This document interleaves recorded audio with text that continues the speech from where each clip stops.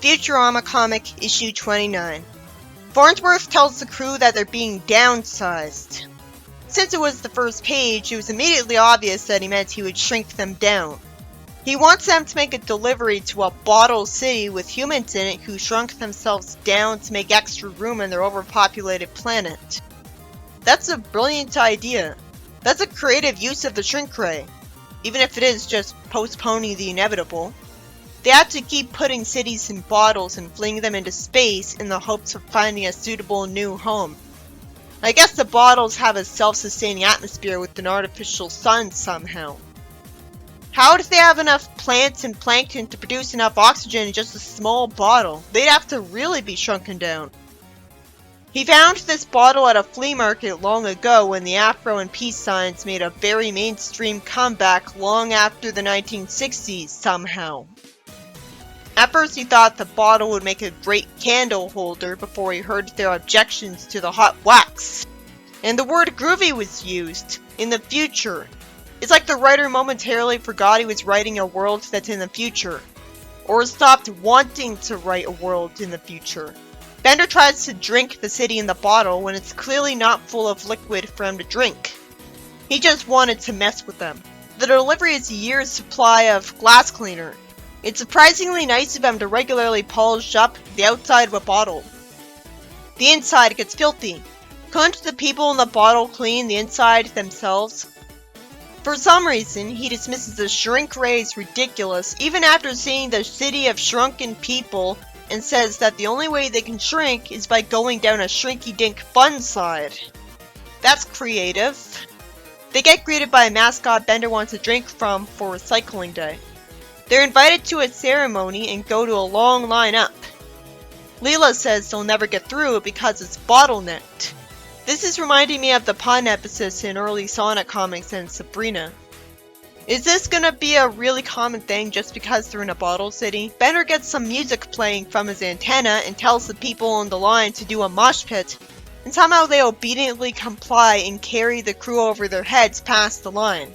If it was that easy, everyone would do that. I'm guessing there's gonna be villains in this city. They see a ceremony where someone's gonna prepare the honored ones for their great recycling. They just turned 30 and have to jump into a spinning fan because of it because they need to keep the population down. Leela says she's over 30 to argue with him out of habit, and that causes the crew to be threatened with death too. Which makes no sense because they aren't even natives to the city. They're planning on leaving anyways. It'd make more sense if Fry made this mistake because he's the idiot. Leela tells Bender to project his copy of a movie on the wall, and miraculously, despite him playing the ads and trailers first for no reason, it cuts ahead in time and it's revealed that they actually watched the entire movie, despite being obsessed with execution traditions. And the dictator says he got the idea for population control from that movie downloaded from the intergalactic internet. He also came up with the idea for their police from Judge Dredd. Bender gets caught pickpocketing people with his extendable bunny arms, and they decide to go after him for revenge, which causes his friends to have to run for their lives, and Leela lampshades that they always have to do this during a delivery. Yeah, you'd think they'd just drop every delivery off and then immediately leave, but that would be boring. Amy warns Farnsworth that his bottle's too close to the edge of the table, and Farnsworth says it'll be fine instead of simply explaining that if she moves it, she'll cause an earthquake in that city. Wouldn't that happen with any movement? How did that city survive the trek through space? I guess the whole city has a sort of stabilizer field so it can't be fully affected by the bottle's movements, somehow. Bender has a good point that at least being chased by mobs is the only exercise Fry gets. And Fry crashes into the glass wall and that single-handedly makes the bottle fall off the table, no matter how small Fry and his friends are. And Amy screams too, and Farnsworth tells her to bring him very delicate possessions. Fry and Leela are being tossed around, except Bender because he conveniently was able to borrow a cool chair from, I guess, Professor Xavier, who is here for no reason. The bottle rolls out of the workplace and gets picked up by an alien named Horton who hears them, but his mother forces them to let go of it because she's tired of him picking up garbage from the street. I like that reference. even if I'm not sure how they get away with it. Realistically, their city was destroyed. Somehow, these people can't expand to Fry's size for no reason, and it'd be too dangerous to live on their planet at their size. Then the dictator says that all of their doomsday devices miraculously survived when their city didn't, which could have easily not happened. It makes it clear that he's planning on exterminating all life on Earth, leaving it safe for his people to take over. Why did she let him set the timer? Why is nobody smart enough to tell him that without life, there wouldn't be any, like, plankton and plants producing oxygen on the planet? Not to mention there wouldn't be any cows to eat, for example. Leela just has to tell him off instead of making sure she escapes the bottle first, so the crew gets grabbed by the cop bots. But it doesn't matter because she can squirt at the wall to clean the glass so well that it blinds people, letting them get away. So Farnsworth's cleaner would have blinded them all. Leela says she was winking and they make it out of the bottle, which is convenient because I'd expect them to not be able to get past the cork in it, or the bottle cap. Even AOSTH had that problem trapping Sonic inside it. Eventually, Fry decides to take a ride on a Greyhound. They see the office and need to get off the dog fast, and they ride on the dog's fleece. Predictably, because Leela becomes optimistic, they end up facing some trouble. So they almost get vacuumed like the fleas were because of Hermes. At least it was Hermes and not Amy again. That's more variety. Bender almost gets crushed by the giant ball that Amy was sitting on. Zoidberg drools while talking about the cooking channel, and the drool nearly hits the crew. Aside from the vacuum, it was pretty creative with the kind of problems they had to face while small. They have to climb the professor's coat, and Bender gets told off for setting up camp on the hip and making hot chocolate and s'mores that he must have had stored in his chest. And the tent must have been really folded up to fit in there. Bender warns the professor on top of his glasses, and it made me giggle eventually that the text box said, "1 mild heart attack and recovery later." It's so casual about it. You'd think he would have seen so many strange things at this point that he wouldn't react like this. I mean, he just sent them to a city full of shrunken people. 50 minutes later, he says he'll use the Laffy Daffy Taffy puller to stretch the crew out. That'd still only enlarge them with magic, because normally it would just pull their limbs off. They have to find the bottle, but can't because there's a huge amount of bottles. It's surprisingly nice of Farnsworth to say that the first person to find the bottle city gets a hug. I wonder if that actually happened. After Zoidberg's shown eating from ketchup bottles, Fry finds the city and gets told that if he tries to destroy the weapons, he'll only detonate them.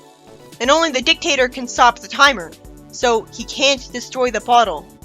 He needs the professor's hearing aid and glasses to actually hear and see those people. The people have a good point that they need somewhere to live after he destroyed their world.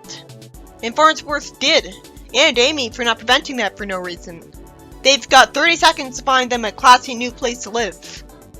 Bender wants to buy some pointless souvenir spoons because it might be his last minute. And Fry gets the idea to buy the snow globes and use them as places for them to live. The buildings aren't furnished, of course. And Farnsworth is thanked for putting two-way speakers on the globes so they can talk to them and each other. That was a bad idea. The globes should be secluded away from the crew. It turns out all the snow water in the globes was drained into Bender because he thought there was booze in them for no reason at all. So he burps and fills the room with snow, and it's amusing that Hermes complains he just cleaned, and we immediately see everyone else trying to enjoy the snow.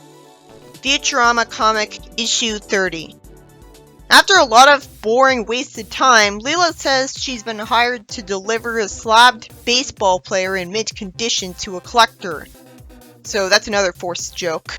And eventually, the crew gets greeted by the robot servant of the collector, and he gets the illegal delivery brought to his collection of baseball players after more boring, wasted time. They find an empty display because it's reserved for a comic he'd really want and do anything for. So Bender thinks he'll make money off getting it for him. Then he makes noise when he walks, so Leela gets suspicious and reveals he tried to steal from him. She apologizes for it, and luckily we're not told they all got in trouble. Instead, Farnsworth says he finally succeeded in cloning a new body part for himself. Why did it take so many tries if he could make Q*bert in one try? Bender is drawing a copy of the comic the collector wanted because no other copies of it exist, even though it'd be immediately obvious that he wouldn't be able to make it look identical to the actual comic. Fry says he sucks at drawing it and that he owned that comic 1,000 years ago. Conveniently. He says he wanted to make sure his brother wouldn't steal it, so he hid it at work. He naturally doubts that it still exists because it might have turned to dust in all that time. It'd be more convincing if he said that obviously someone would have found it by now, especially since the robot apocalypse that happened after Fry was frozen knocked down some buildings. So Bender decides to go to old New York to look for it, and Leela's responsible enough to decide to come with them to protect them because they're idiots. Zoidberg's happy to go with them for a field trip. I can't blame him for wanting an excuse to go outside. He's optimistic about being in a dangerous place because he's with them, even though they don't like him. And Bender reminds the crew that he's here to feed to mutant crocodiles if they need to escape from them. It's very polite of Zoidberg to not complain about that. To not even point out that they could just use ray guns against the crocodiles. Fry doesn't know where to go, but eventually they get to his old workplace a panel later. I like that it was a panel later. Why is the door barred? You'd think it had been taken over by sewer mutants since they live in this place. Bender's useful by bending the bars, and somehow 1,000 years later, the place looks exactly the same. When it's not the kind of valuable ancient ruins like a Colosseum that people would desperately try to preserve. He finds an undelivered pizza box with a note stuck to it that says that his boss's terrible delivery record has ruined the business's reputation, and if he doesn't deliver this pie on time, it'll go out of business. Fry says that the place really couldn't go on without him, even though he would just hire a replacement for Fry, and there's still a pie in there. Leela tells him that the last time he ate old food, he got worms. Who would be this stupid? Fry at least explains that his boss prided himself on using no natural ingredients in the pies, which tries a hand wave why this one's always going to be fresh. He makes a mistake of offering free food in front of Zoidberg, so he eats the entire pizza and empty boxes, since he's an alien. Eventually they find the comic behind the loose brick behind the water pipes in the men's room, so it's realistic that it wasn't found until now. The pipes burst. Why on earth doesn't Bender put the comic in his chest right away? They run off the building and somehow the comic's still in Fry's hands. And Zoidberg gets sent out of the place by a flood. Then Fry makes it clear that he wants all the money from the comic, which makes sense because it's his comic, and Bender's a jerk who doesn't deserve a cash reward. Still, it was Bender's idea to get the comic, so he deserves at least a little of the money. Fry says he's gonna call Grabby to sell him his comic. Amy tells him he's an idiot and he can't just sell things to people outright. He's told to put the item up for auction on eBay. Why does the comic go from saying eBay to idbay? Bender says they should let people fight over it and it'll jack up the price. I really wish that wasn't allowed. I don't like seeing this, but it makes sense that this is still the case, in a horribly cynical future. Hermes tells Fry to put on the helmet, stare at the item he wants to sell, and lets people think they're bids to him. Amy says she's actually got a cousin who's easy. It's not as interesting as getting to see her used in a story. Fry somehow thinks the plan is stupid, but tries it anyways. Fry gets lots of bids for a comic that hasn't been relevant for 1,000 years, and says he's never had anyone fight over him before, even though they were fighting over his comic. And the winner was Grabby, and he got rich. It sure was convenient that it was Grabby. See, I feel sorry for Grabby here, because he was forced to completely overpay for it because of that auction. I'm guessing Fry won't get the money, because that'd be nice to him, even though this is a comic with no continuity. So we could spend all the money on dumb luxuries, and that'd justify him not being rich next issue perfectly fine without being mean-spirited. He says the losing bidder wasn't happy, and he doesn't know who was. Let me guess, the loser will be the villain. Maybe it's someone dangerous like Mom or Dawnbot. Why are these idiots still not putting the comic in Bender's chest? Aside from the fact that they don't trust Bender because he wants all the money for it. Okay, why don't they hide it somewhere else that's safe? Oh, I get what's gonna happen. Something's gonna happen to the comic.